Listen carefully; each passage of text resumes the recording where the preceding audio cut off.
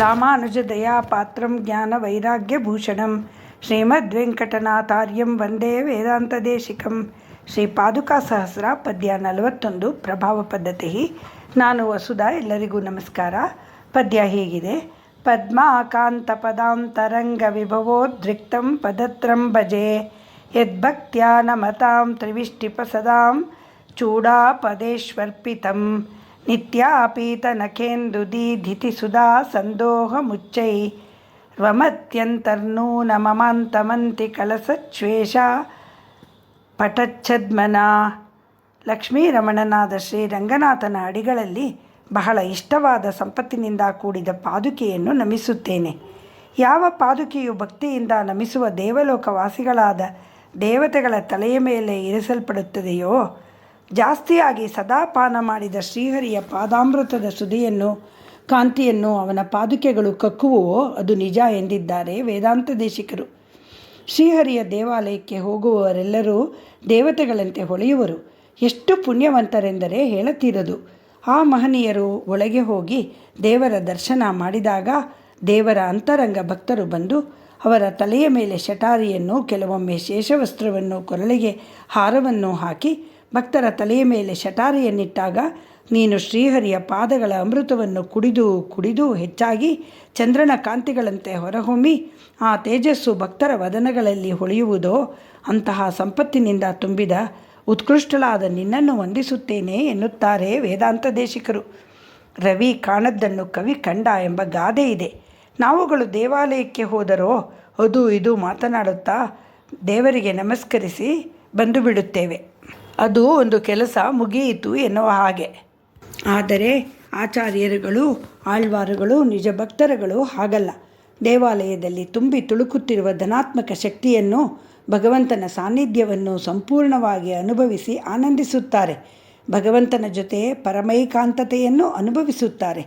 ಆದ್ದರಿಂದ ದಿವ್ಯ ತೇಜಸ್ಸನ್ನು ಪಡೆಯುತ್ತಾರೆ. ಅದನ್ನು ಶ್ರೀ ವೇದಾಂತ ದೇಶಿಕರು ಇಲ್ಲಿ ತಿಳಿಸಿದ್ದಾರೆ. ಸ್ವಂತ ಪ್ರಭೆ ಇಲ್ಲದಿದ್ದರೂ ಚಂದ್ರನು ಸೂರ್ಯನಾರಾಯಣನ ಕಿರಣಗಳಿಂದ ಪ್ರಭೆಯನ್ನು ಹೀರಿಕೊಂಡು ಸ್ವಲ್ಪ ಹೆಚ್ಚಾಗಲು ಅದರಿಂದಾಗಿ ಭೂಮಿಯನ್ನು ಬೆಳಗುವುದೋ, ಹಾಗೆಯೇ ಅಮ್ಮ ಪಾದುಕೆಯೇ, ನೀನು ಸದಾ ಭಗವಂತನ ಪಾದಗಳಿಂದ ಅಮೃತಪಾನ ಮಾಡಿ ದೇದೀಪ್ಯಮಾನಳಾಗಿ ಬೆಳಗಿ ಪ್ರಭೆಯನ್ನು ಭಕ್ತರು ನಿನ್ನಿಂದ ಪಡೆದು ದೇವತೆಗಳಂತೆ ಪ್ರಕಾಶಿಸುತ್ತಾರೆ ಎಂದಿದ್ದಾರೆ.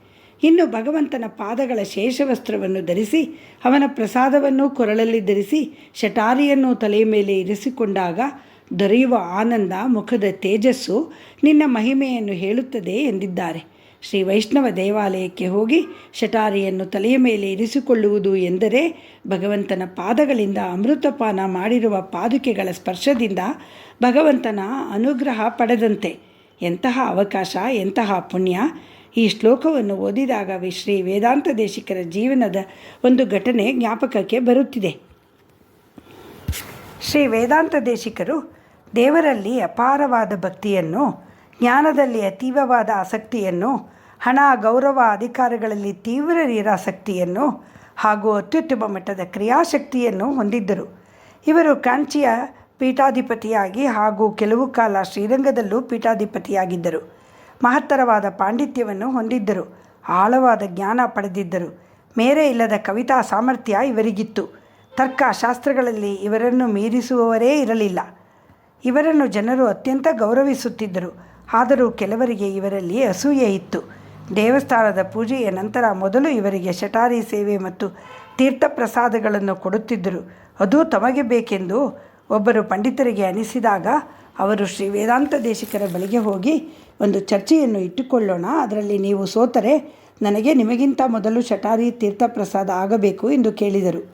ಈ ತರಹದ ಸವಾಲು ಶ್ರೀ ವೇದಾಂತ ದೇಶಿಕರಿಗೆ ಹಿಡಿಸದಿದ್ದರೂ ಅವರು ಆಗಲಿ, ಬೆಳಗ್ಗೆ ಇಷ್ಟು ಹೊತ್ತಿಗೆ ದೇವಸ್ಥಾನಕ್ಕೆ ಬನ್ನಿ ಎಂದರು.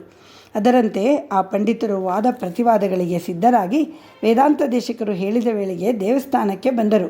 ಆ ಹೊತ್ತಿಗೆ ದೇವಸ್ಥಾನದ ಮಹಾಮಂಗಳಾರತಿ ಮುಗಿದಿತ್ತು. ಜನರೆಲ್ಲ ಶಟಾರಿ ತೀರ್ಥ ಪ್ರಸಾದಗಳಿಗಾಗಿ ಸರತಿಯಲ್ಲಿ ನಿಂತಿದ್ದರು. ಆ ಪಂಡಿತರು ಶ್ರೀ ವೇದಾಂತ ದೇಶಿಕರಿಗಾಗಿ ಹುಡುಕಿದರು. ಎಂದಿನಂತೆ ಅವರು ದೇವರ ಮುಂದೆ ನಿಂತಿರಲಿಲ್ಲ, ಆದರೆ ಸರತಿಯಲ್ಲಿ ಎಲ್ಲರಿಗಿಂತ ಹಿಂದೆ ನಿಂತಿದ್ದರು. ಈ ಪಂಡಿತರು ಅವರ ಬಳಿಗೆ ಹೋದಾಗ ವೇದಾಂತ ದೇಶಿಕರು ಅವರನ್ನು ಆದರದಿಂದ ಮಾತನಾಡಿಸಿ, ಬನ್ನಿ, ತರ್ಕ, ವಾದ ವಿವಾದ ಏನೂ ಬೇಡ, ತಾವು ಉದ್ದಾಮ ಪಂಡಿತರು, ನನಗೆ ತಿಳಿದಿದೆ. ನಾನು ನಿಮ್ಮನ್ನು ಅತ್ಯಂತ ಗೌರವಿಸುತ್ತೇನೆ.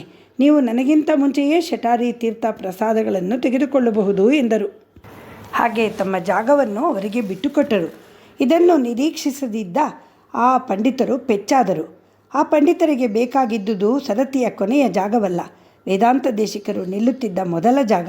ಅದೂ ಅಸೂಯೆಯ ಕಾರಣದಿಂದ.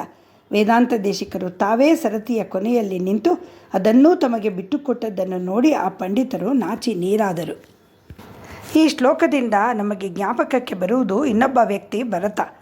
ತಾನು ಮಾಡದೇ ಇದ್ದ ತಪ್ಪಿಗಾಗಿ ಪಶ್ಚಾತ್ತಾಪ ಪಡುತ್ತಾ, ತನ್ನ ತಾಯಿಯಿಂದ ರಾಮನಿಗಾದ ಅನ್ಯಾಯಕ್ಕೆ ಪರಿತಪಿಸುತ್ತಾ 14 ವರ್ಷಗಳು ಜಟಾಧಾರಿಯಾಗಿ ನೆಲದ ಮೇಲೆ ಮಲಗುತ್ತಾ ಸನ್ಯಾಸಿಯಂತೆ ಬದುಕಿದ ಭರತ. ತನ್ನ ತಲೆಗೆ ಶೇಷವಸ್ತ್ರ ಸುತ್ತಿ ಅದರ ಮೇಲೆ ಶ್ರೀರಾಮನ ಪಾದುಕೆಯನ್ನು ಹೊತ್ತು ತೇಜಸ್ಸಿನಿಂದ ಬೆಳಗುತ್ತಾ ನಂದಿಗ್ರಾಮಕ್ಕೆ ಬಂದು ಪಾದುಕೆಗಳನ್ನು ಸಿಂಹಾಸನದ ಮೇಲಿರಿಸಿ ತಲೆಬಾಗಿದ. ಇದರಿಂದಾಗಿ ಭರತನ ಚರಿತ್ರೆ ಇಡೀ ಭೂಮಂಡಲದಲ್ಲೆಲ್ಲ ಪ್ರಕಾಶವಾಯಿತು. ಹೀಗೆ ಶ್ರೀ ವೇದಾಂತ ದೇಶಿಕರು ತಮ್ಮ 1008 ಪಾದುಕಾ ಸಹಸ್ರದ ಮೂಲಕ ನಮ್ಮೆಲ್ಲರ ಜ್ಞಾನ ದೀಪ ಬೆಳಗುತ್ತಿರುವುದು ಅಲ್ಲದೆ ನಮ್ಮ ಹೃದಯಗಳಿಗೂ ಲಗ್ಗೆ ಇರುತ್ತಿರುವ ಮಹಾಮಹಿಮರಾಗಿದ್ದಾರೆ. ಶ್ರೀ ರಂಗಮಣಿ ಪಾದುಕಾಭ್ಯಾಂ ನಮಃ. ಶ್ರೀ ನಿಗಮಾಂತ ಮಹಾದೇಶಿಕಾಯ ನಮಃ.